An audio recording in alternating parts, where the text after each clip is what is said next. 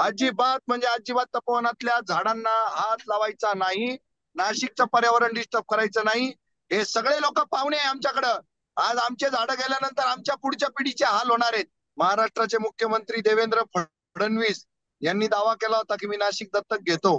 तर हा दत्तक बाप सुद्धा नाशिकचं भलं व्हावं म्हणून काही करताना दिसत नाही. तर हे जे शासन आहे हे सत्ता सुंदरीच्या इतकं प्रेमात पडलेलं आहे की हाऊसिंग सोसायटीचा चेअरमन सुद्धा त्यांना त्यांच्याच विचारांचा हवा असंच वाटतं. जनतेनं खडा सवाल विचारण्याची गरज आहे की तुम्हाला आम्ही मतदान झाडं तोडण्यासाठी केलं होतं की झाडं राखण्यासाठी मतदान केलं होतं.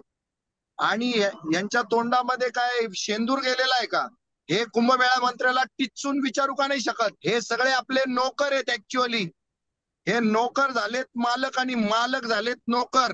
मंत्री झाले म्हणजे काय नाशिककरांच्या उरावर छाडावर नाचायला थोडी त्यांना मंत्री केलेलं आहे. आम्हाला जर पर्यायी जागा सुचवायची वेळ आलेली आहे तर तुम्ही मंत्री कशाचे? तुम्ही आमदार कशाचे? तुम्ही मुख्यमंत्री उपमुख्यमंत्री कशाचे? तुम्हाला डोळे नाही का? आम्हाला माहितीये ते का बरं झाडं तोडायचे तुम्हाला. पुढे जाऊन त्या सगळ्या आरक्षणांचं वाटोळं करायचं. बिल्डर लॉबीच्या घशात कडेकडेनी चोरून चोरून हळूहळू जमीन टाकायची. आम्हाला कळत नाही काही. नमस्कार, मी सिद्धांत आणि लॉजिकल सिद्धांत या आपल्या युट्यूब चॅनल मध्ये तुमचं अगदी मनपूर्वक स्वागत आहे. वृक्षवल्ली आम्हा सोयरे वनचरे असं तुकाराम महाराजांचा एक प्रसिद्ध अभंग आहे आणि हा अभंग आपण लहानपणापासून ऐकत आलोय. तरीही आम्ही तुकारामांच्या मार्गावर चालतो असा दावा करणारं जे सरकार आहे, हे सरकार कुंभमेळ्यात साधूंची व्यवस्था व्हावी म्हणून तपोवनातली 1800 झाडं तोडत आहे. म्हणजे त्यावर तशी त्यांनी मार्किंग सुद्धा टाकली आणि या विषयावर परखडपणे स्पष्टपणे बोलणारे म्हणजे देतो तीक्ष्ण उत्तरे भावयासी बरे असं असा ज्यांचा बाणा असतो असे जितेंद्र भावे सर आपल्यासोबत आहेत. तर नमस्कार, स्वागत आहे तुमचं लॉजिकल सिद्धांत मध्ये. नमस्कार नमस्कार. आपण मला या लॉजिकल सिद्धांत मध्ये बोलवलं त्याबद्दल मी तुमचा सुरुवातीलाच आभार मानतो. माझ्या परखडपणाची दखल घेताय याच्याबद्दल पुन्हा एकदा धन्यवाद. कारण परखडपणा आज चालत नाहीये. आज सगळं अ, बरं बरं बोलण्याचे दिवस आहे, खरं खरं बोलण्याचे दिवस नाहीयेत असं सगळ्यांचं नक्कीच. म्हणणं असताना माझं खरं खरं बोलणं तुम्हाला आवडतं ही चांगली गोष्ट आहे. नक्कीच सर, थँक्यू. सर, माझा पहिला प्रश्न तुम्हाला हाच आहे की हे प्रकरण नेमकं काय? म्हणजे तुकारामांचे एकीकडे विचार सांगायचे, त्यांच्या चरणाशी लीन व्हायचं आणि दुसरीकडं कुंभमेळ्याच्या नावाखाली, धर्माच्याच नावाखाली एवढ्या मोठ्या झाडांची कत्तल करायची. याकडे कसं बघता तुम्ही? ही सत्ता सुंदरी सत्ता लोलूप माणसाला नको नको ते करायला लावते. आणि सत्ता सुंदरीच्या प्रेमात पडलेला माणूस हा मानवतावाद किंवा पर्यावरण किंवा अन्य अजून याच समकक्ष विषय जे आहेत त्याला किंमत देताना सापडत नाही. अनादी अनंत काळापासून हे होत आलंय. सत्ता सुंदरीच्या प्रेमात पडलेला माणूस हा विलन म्हणूनच जगाच्या समोर आलेला आहे. आणि विलन नसताना राज्य केलेले राजे फार कमी राहिलेले आहेत. त्यांचा इतिहास पण खूप थोडा आहे. चांगले राजे जे आहेत ते काही खूप मोठ्या प्रमाणावर नव्हते. त्यामुळे आता हे जे शासन आहे हे सत्ता सुंदरीच्या इतकं प्रेमात पडलेलं आहे की हाऊसिंग सोसायटीचा चेअरमन सुद्धा त्यांना त्यांच्याच विचारांचा हवा असंच वाटतं. आणि आमची सत्ता कशी चांगली हे दाखवायचं आणि सत्तेच्या माध्यमातून मोठ्या प्रमाणावर माया गोळा करायची हेच या सत्तेचं सुद्धा ठरलेलं आहे. त्याच्यामुळे त्यांना झाडं कटली काय माणसं मेली काय त्याच्याशी त्यांना काही घेणं देणं नाहीये. कुंभमेळा हा साधू संतांचा कुंभमेळा आहे आणि साधू संतांनी सुद्धा कधीही वृक्षराजी कापा आणि आमची व्यवस्था करा अशी मागणी केलेली नाही. हे विशेष. आणि ती मागणी नसताना सुद्धा इथे 1700-1800 झाडं कापली जाणार आहेत. त्याला जबाबदार इथलं सगळं शासन प्रशासन आणि सत्ता आहे. सर, जे आपण साधू किंवा संत जे कुंभमेळ्याला येतात, हे आपण असं सांगितलं जातं की कुठेतरी डोंगरात तपश्चर्या करत होते, जंगलात तपश्चर्या करत होते.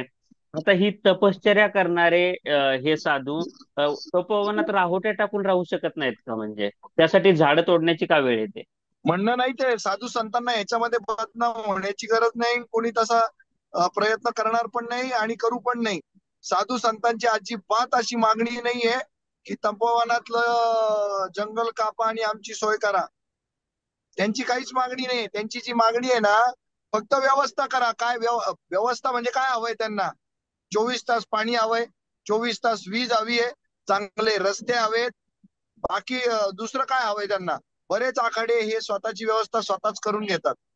ते साधू संत आहे ते आपल्यासारखे लोभी हव्यासी सामान्य माणसं थोडी आहेत, जे जंगलात, डोंगरावर, बर्फात सगळीकडे तपश्चर्या करणारे लोक आहेत ते.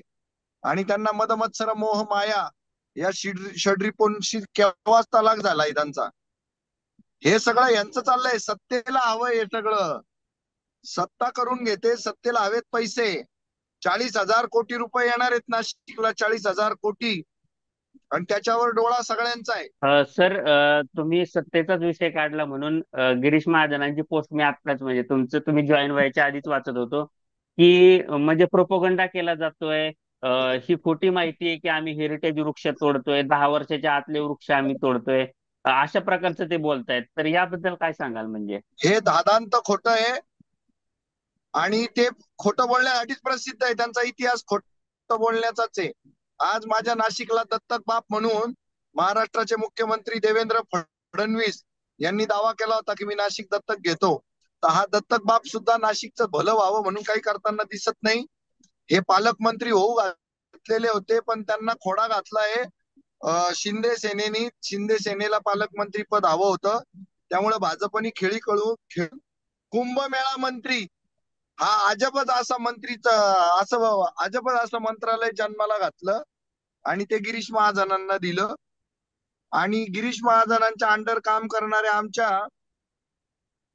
अय्यर मॅडम आहे काहीतरी त्यांचं नाव, तर त्या आयुक्त आहेत आमच्याकडे, उपायुक्त आहेत, त्यांचं नाव मला आता आठवेना. तर त्यांनी सांगितलंय की आम्ही अफवा पसरवतोय. कशाच्या अफवा पसरवतोय? झाडांवर फुल्या मारलेल्या तुम्ही बघितल्या का? हो, आमच्याकडे फोटो आले, ते त्याची मार्किंग केली म्हणजे झाडांना फुल्या झाडांवर मारून. फुल्या आलेल्या आहे, बरोबर. तर हो, हो, हो. एक दत्तक बाप, एक कुंभमेळा मंत्री उर्फ पालकमंत्री, 3 कॅबिनेट मंत्री, आमचे जे 15 आमदार आहेत त्यातले 3 कॅबिनेट मंत्री, आणि उरलेले सगळे 12 आमदार, आणि नाशिक शहरातले 3 आमदार, या सगळ्यांनी मिळून नाशिककरांना फसवायचं ठरवलेलं आहे.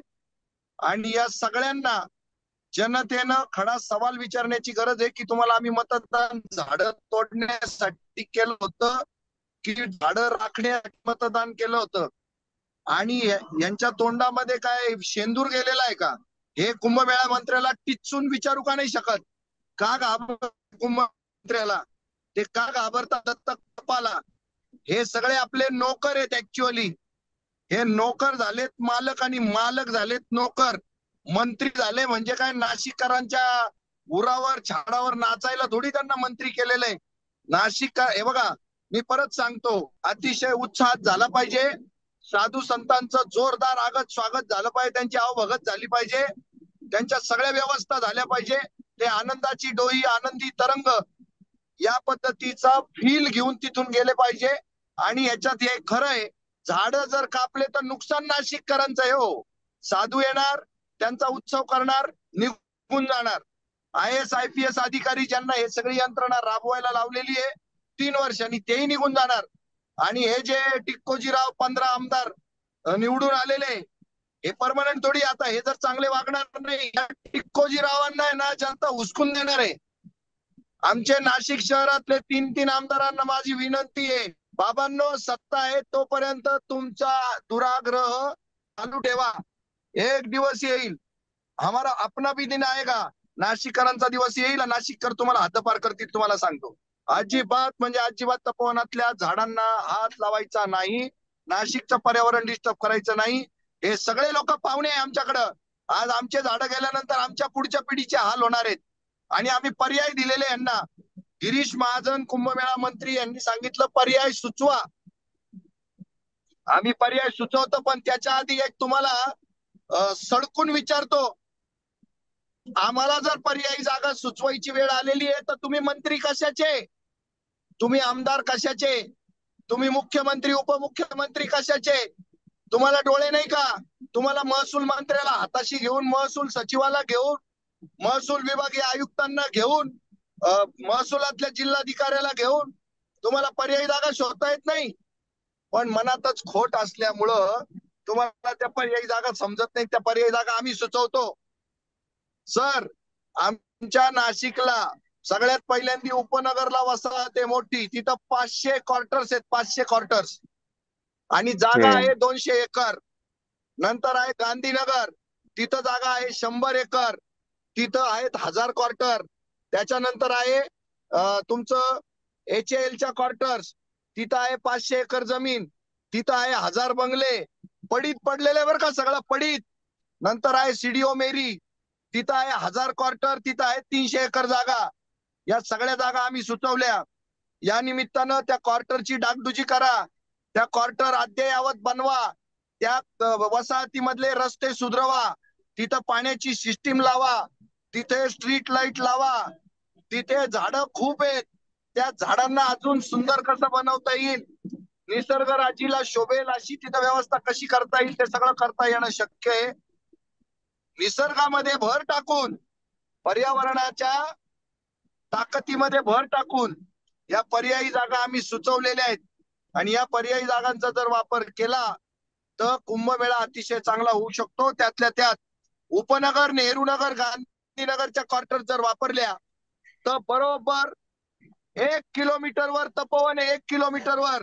आणि तेवढ्या दिवसासाठी रोपवे करा, रोपवे करा, तुमची मेट्रो ट्रेन चालू करा, 5-5 मिनिटाला त्या ट्रेन सोडा, आणि त्या 1 मिनिटात त्या ह्याच्यात जातील तुमच्या तपोवनामध्ये. आणि रोपवे जर केला तर काही ते कोणाचं जमीन अधिग्रहण करायला नको, काहीच करायला नको. रोपवेनी सगळ्या साधूंना जाऊ द्या, येऊ द्या, काहीच अडचण येणार नाही. AC बसेस ठेवा, काय अडचण येणार आहे? काहीच अडचण येणार नाही. फक्त इच्छाशक्ती पाहिजे. पण तुम्हाला विकास म्हणजे झाडं तोडणे एवढंच माहितीये. आम्हाला माहितीये ते का बरं झाडं तोडायचे तुम्हाला. पुढे जाऊन त्या सगळ्या आरक्षणांचं वाटोळं करायचं, बिल्डर लॉबीच्या घशात कडेकडेनी चोरून चोरून हळूहळू जमीन टाकायची. आम्हाला कळत नाही काय. आजपर्यंतच्या 78 वर्षाच्या सत्तांनी गेल्या 50 वर्षापासून हा नंगा नाच चालवलेला आहे, आणि त्या माध्यमातून जनतेची लूट चालू आहे, जनतेचं आयुष्य धोक्यात घालण्याचं काम सुरू आहे. सर, आपण आधीच्या काळी बघायचो की पर्यावरण मंत्रालयाच्या परवानग्या मिळाल्या नाही म्हणून अनेक प्रकल्प आपण रद्द झालेले बघितले, किंवा चालू प्रकल्प बंद झालेले आपण बघितले. पण आमच्या पुण्यामध्ये असेल किंवा पौड फाटा ते बालभारती तो रस्ता असेल, टेकडी फोडून सगळी एवढी झाडं तोडून तो रस्ता बांधला जातोय, त्याला परवानगी मिळते. किंवा नाशिकमध्ये तपोवनातल्या या वृक्षतोडीला परवानगी मिळते. त्या पर्यावरण मंत्रालय किंवा पर्यावरण खातं तेवढं सक्षम राहिलं नाही का, की सगळंच वाकवलं जात आहे? अहो, पर्यावरण मंत्री आपल्या मुंडेताईंचं नाव काय रे? पंकजाताई. पंकजाताई मुंडे. त्यांनी ढुंकून पाहिलं नाही इकडं की पर्यावरणाची हानी होते. त्या पंकजाताई धावून सुद्धा आल्या नाही. काय सांगू, त्यांच्या घराचंच पर्यावरण बिघडल्यामुळे येत नाही का काय, काय माहिती. पर्यावरण मंत्र्यांनी धाव घ्यायला पाहिजे होती लगेच, ताबडतोब. एवढी झाडांची कटाई का करताय म्हणून. जरी सत्ताधारी असले तर काय झालं, सत्तेपुढे लाचार दिनदुबळे पण काय कामाचं. पर्यावरण मंत्र्यांनी हस्तक्षेप करायला पाहिजे होता याच्यामध्ये. आणि तुम्हाला वाटेल त्यावेळेला पर्यावरण मंत्रालयाच्या सगळ्या परवानग्या काढता तुम्ही, आणि ज्या वेळेला जनहितार्थ पर्यावरण मंत्रालयाचा जर हस्तक्षेप हवा असेल त्यावेळेला तो मिळत नाही. तर हे काय आहे? हे फक्त स्वतःच्या तुंबड्या भरण्यासाठी चाललेला कार्यक्रम आहे. हे अजिबात धर्मासाठी, आपण म्हणतो ना, देव देश धर्मासाठी प्राण घेतला हाती, हे अजिबात म्हणजे अजिबात या सत्तेला लागू पडत नाही. आणि जगद्गुरु तुकाराम महाराजांना हे विसरून गेलेले, हे जगद्गुरु तुकाराम महाराजांना विसरून गेलेले. वृक्षवल्ली आम्हा सोयरी वगैरे यांच्या डोसक्यात काहीच नाहीये, हे उघडे पडलेले आहेत. आणि यांना माघार घ्यावी लागेल. 24 तारखेला पंडित पलुसकर सभागृहात पंचवटीमध्ये सोमवारी सकाळी 10 वाजता जनसुनावणीला सुरुवात होते. सगळ्या नाशिककरांना, सामान्य नाशिककरांना आमचं आवाहन आहे की खूप मोठ्या प्रमाणावर पंडित पलुसकर सभागृह पंचवटीमध्ये पोहोचा, इंद्रकुंडावर. आणि यांचे डोळे उघडा, या सत्ताधीशांचे डोळे उघडा. हे सत्तांध झालेले आहेत, यांचे डोळे उघडणं गरजेचं आहे. सरकार काही ऐकण्याच्या मनस्थिती दिसत नाही. समजा सध्याचं फेसबुक पोस्ट वगैरे बघितल्या गिरीश महाजनांच्या, तर ते काही ऐकण्याच्या मनस्थितीत दिसत नाही, ते रेटून नेण्याच्या मनस्थितीत आहेत.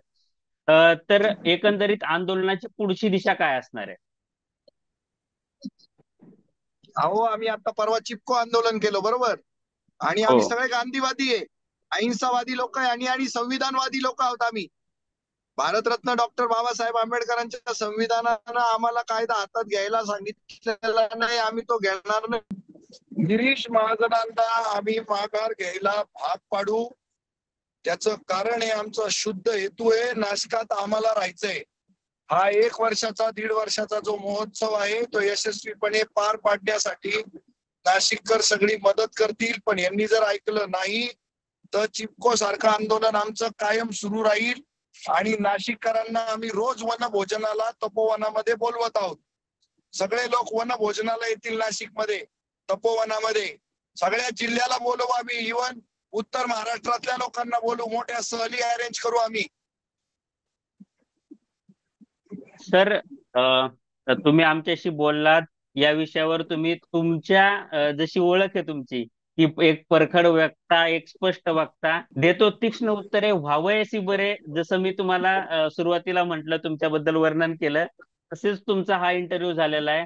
तुम्ही आमच्याशी बोललात, वेळात वेळ काढून तुम्ही जॉईन झालात, त्याबद्दल धन्यवाद. अ, असंच भेटत राहू, धन्यवाद. बोलत राहू. अ, हा व्हिडिओ तुम्हाला जर आवडला असेल तर व्हिडिओला लाईक करा, आणि असेच नवनवीन व्हिडिओ पाहण्यासाठी लॉजिकल सिद्धांत आपल्या युट्यूब चॅनलला सबस्क्राईब करायला विसरू नका. धन्यवाद. धन्यवाद. धन्यवाद. वंदे मातरम. वंदे मातरम.